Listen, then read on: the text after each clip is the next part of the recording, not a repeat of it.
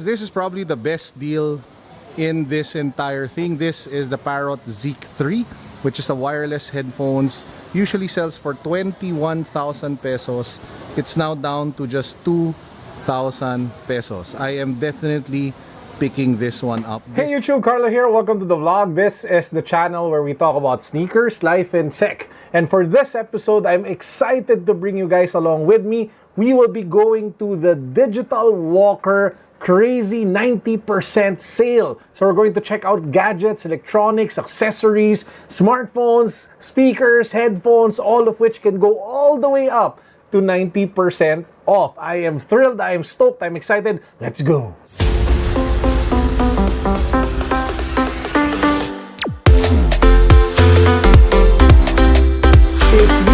To the channel yet, please make sure that you do so because we have 4 ongoing giveaways. We're giving away a Redmi Note 7. We're giving away a backpack with 10,000 pesos worth of gadgets in them. We're giving away an off-white Nike shirt, and we're giving away a bunch of Harry Potter Van sneakers. So what are you guys waiting for? Hit that subscribe button, hit that notification bell, follow me on Instagram, and then click the links down below in the description box. I put links to all 4 giveaways so you can join the pool for each raffle.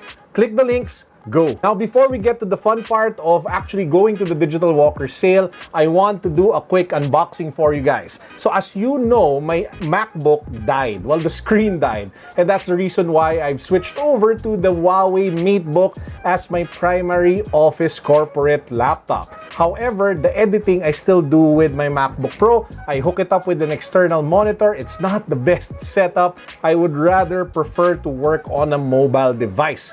And that's the reason why I decided to challenge myself to try to migrate over to the iPad Pro. The new iPad OS is coming out soon, enabling us to be able to connect like USB drives to it, to use mice and other... I mean, it is mind-blowingly amazing to think of how many things you can do with the iPad if you have the USB enabled as well as file management. And that's the reason why, guys, we have the new iPad Pro 11-inch over here, as well with a bunch of other accessories. So let's get to the unboxing and then we'll head on over to the Digital Walker sale. The great thing about Apple products, just in case you guys don't know, is that it's not a pain to unbox. They actually think about the UI, the user experience of unboxing, as opposed to other brands who just wrap their products in plastic and you have to find a knife to be able to open it. Here is how easy it is to unbox an Apple product. They usually come with tabs, with pull tabs like this, and all you have to do is to hold it and then pull down, and then voila, it is unboxed. The plastic wrapper is easily removed. Unlike all the other unboxings that you guys have seen me, where I actually have to use a knife to cut through the plastic layer. So you have the iPad picture here, you have the details. This is the 512 gigabit model, just the Wi-Fi model. I didn't get any more the one with cellular because I can just tether from my phone, or I can connect to my fiber connection here at home. So here you guys have it. This is the 11-inch iPad. Let's take it out of the box. Man, it is so much thinner compared to the previous models. Take a look at that. You have the USB-C port, so it's no longer the lightning cable or the lightning port. So it's easier to use, especially if you use a MacBook Pro or a laptop these days that uses the USB-C port. So man, this looks, wow, it's incredibly thin as well. I am excited to set this up. So anyway, iPad. So what else is in the box? As you guys would probably know, we have the charging, wall charger, as well as the USB-C cable. There you have it. That is my unboxing of the iPad Pro. Of course, I will do a more comprehensive review of how my workflow changed from the typical like camera to MacBook Pro to camera to iPad Pro. Watch out for that video. I'll probably try to get the workflow first and then try to perfect it. And then I'll report back to you guys on what happened after that. That's it for the unboxing. Now we get to the fun part. I'll bring you guys along with me to the Digital Walker 90% sale happening right now. Let's go. Boom. Oh guys, today we're with Ison. So boom. So check his channel out, Hungry Geeks. I'll put the link down below. So yeah, uy, maghay ka naman. Hi. Guys, we're here at the Santolan Town Plaza. This is where the Digital Walker sale is actually going to happen. It's right there in my back. So, Ison, what are you expecting to buy? Dashcam actually. Para lahat ng cars namin may dashcam na. As for me, I have no idea what I want to buy. So let's just check out what's inside. By the way, guys, if you haven't been to Santolan Town Plaza, it's actually very nice. It looks really cool. Lots of really nice restaurants. So make sure to drop by during the Digital Walker sale. And while you're here, might as well like have good time eating at a nice fancy restaurant. With Dewey from Unpack.ph. So Dewey, what are you planning on buying? I'm hoping to buy several smart bulbs from Yeelight if they're on sale. And their other smart light accessories. Boom, okay, and check out Dewey's shoes. Element React 55s. Nice. Wasa. We're here inside the Digital Walker mid-year 90% off sale. Yan na naman si Ison. What's up? Na naghahanap daw ng dashcam. So as you can see, we have a lot of smartphone cases. We have a lot of earphones, cables. We have a ton of accessories. We have like more earphones from Motorola. We have like cases over there for smartphones. We have cables. Yeah, just a ton of stuff that you guys can see. We even have like Marshall headphones over here. We have the Marshall Major 2. This one is down to, well, it doesn't say what's the price. I have the Marshall Major headphones, Major FX. Usual price is 5,450. It's now down to just 2,500 pesos, roughly 50 US dollars for an amazing pair of headphones from Marshall. So you have the FX version and you have the usual Marshall Major 2 here as well. They also have like a brown version of the Marshall Major 2. This one usually sells for 4,500 pesos, 4,650. It's now down to just 2,000 pesos. Boom. Also have the Star Wars Death Star Bluetooth levitating speaker. So literally looks like the Death Star levitating, which also functions as a wireless speaker. This one usually sells for like 10,000 pesos. It is at 50% off, so you can get it at just 5,000 pesos. This is probably the best deal in this entire thing. This is the Parrot Zik 3, which is a wireless headphones. Usually sells for 21,000 pesos. It's now down to just 2,000 pesos. I am definitely picking this one up. This is a ridiculous, amazing deal. I actually bought this before for over 20,000 pesos.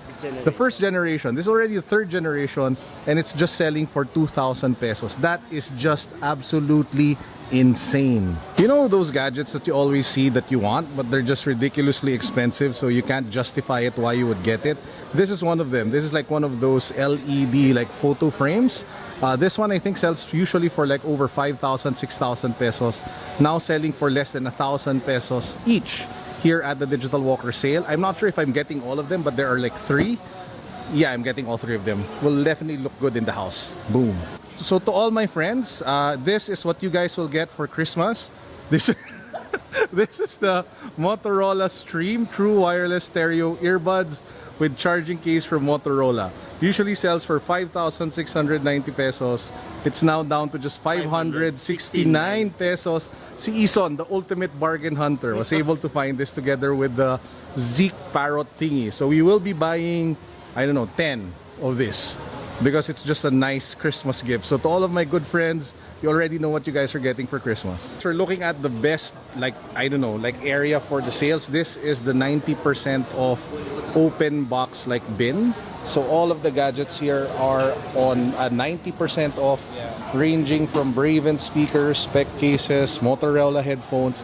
But again, please take note, they are open boxes, so technically some people probably opened them already and checked out the gadgets inside. But at least they're 90% off. We also have like a ton of power banks at 80% off, ranging from Momax. Well, they're all Momax. So the bigger ones, the can versions, smaller can versions, and the thinner power banks, all of them are at 80% off. So if this one is selling for like 2,150, you can probably get it for just, I don't know, like 400 pesos if it is at 80% off. That's already a 7,800 milliampere power bank. This one is 8,400 milliampere, sells for 1,780. So at 80% off, that's roughly 300 pesos for an 8,400 milliampere power bank. It looks like a Rimowa power bank. bank at that, right? So especially if you get like the aluminum color. For back to school backpacks, STM is a brand from Australia. High quality products, great design, perfect for the modern day office worker or modern day, like, I don't know, student. So usually their bags sell for like 7,490 pesos. I think they're selling it at 70% off, which is just a crazy deal. You have this one in brown, you have like a bigger version in green, you have a version in gray with like brown trimmings over here. You have in-case messenger bags, you have more backpacks down there. Parts, kaway ka naman, oh. Yon, idol ko yan. Fist bump, boom, okay. So we also have like crumpler bags and other brands. So this is like Acme made. This is one of my favorite brands from before. So again, it's on 70% off. Just amazing deals all around here at the Digital Walker sale.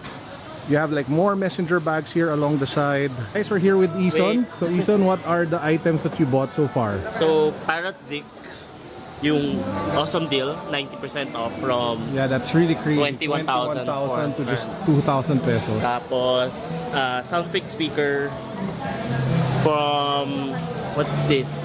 4,950, 495 na lang siya. Wow, 90% off also? Yes. Nice. So you just got mostly 90% of stuff. Yes. And then portable speaker, 4,500, 450 pesos. Boom. And Yan then ang last wise na one. shopper, guys. Wise na shopper. Last one is, it's a Yale 6-port USB charger from 2,850, 90 off. So 285 na lang siya. Nice. Boom. We have another crazy deal. This is the Nomad power bank wallet. So it's a leather black wallet with a built-in power bank along the spine. Usually sells for 4,650 pesos. Now going for just 465 pesos. 90% off. These action cams are up to 75% off.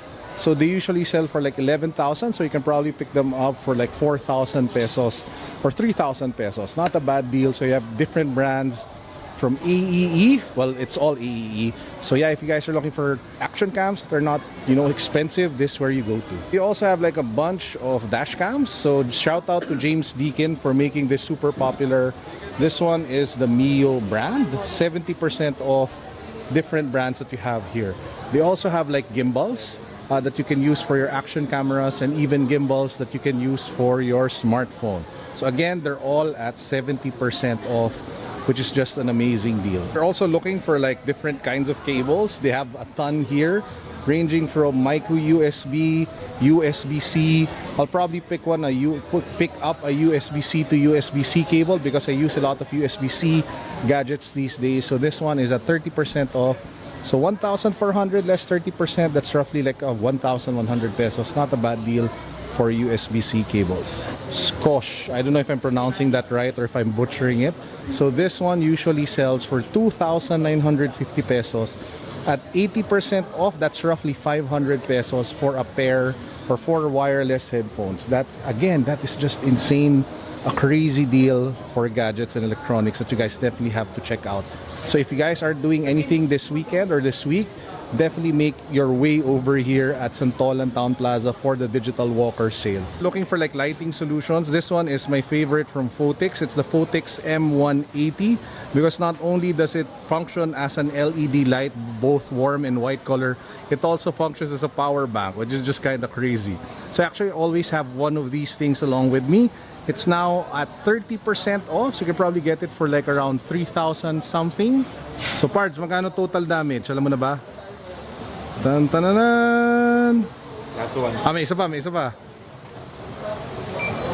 Total sir, 10,500. 10,500.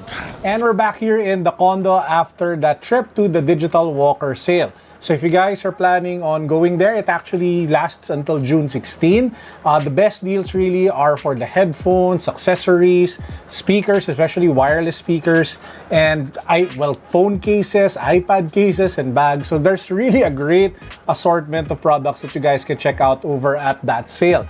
Now, I spent like over, I think around 10,000 pesos during my stay there, bought a bunch of stuff. I will not go over every single item that I bought, But rest assured that some of the items that I got are actually for our raffles, which will be announced in the next few weeks. So if you guys haven't subscribed to the channel yet, please make sure that you do so, because I just reloaded our raffle war chest for you guys. And one of those items that I'm thinking of raffling away is actually the best deal, in my opinion, in the entire Digital Walker sale. Out of all the items there, this for me is probably the best, absolute best deal that you guys can buy there. This is the Parrot Zik 3 wireless headphones. It retails for 21,490 pesos, over $400. It was at 90% off. So I was able to just get it for like 2,000 pesos, roughly $40 US, which is a mind-blowing deal because of the technology that's just crammed into these headphones.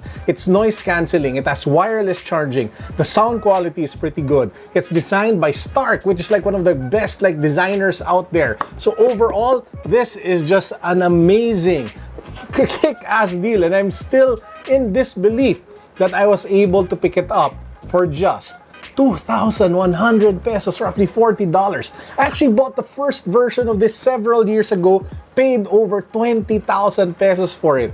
And now to be able to pick one up for like 10% of that price, man, I am just completely blown away with the value that was, I was able to get with this particular deal.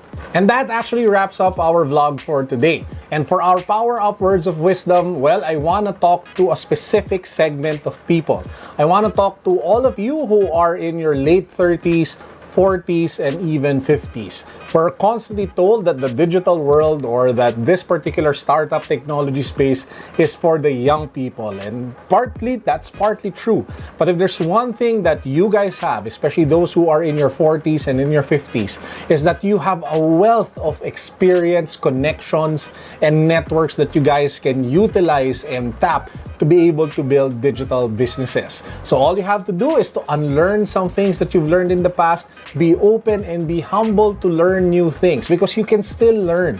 That saying that you can't teach an old dog new tricks, for me, is a complete fallacy. It all boils down to your pride and to your willingness to actually want to learn. So learn digital, learn technology, and then apply your resources, network, capital, and people that you know, experience, to be able to build something great.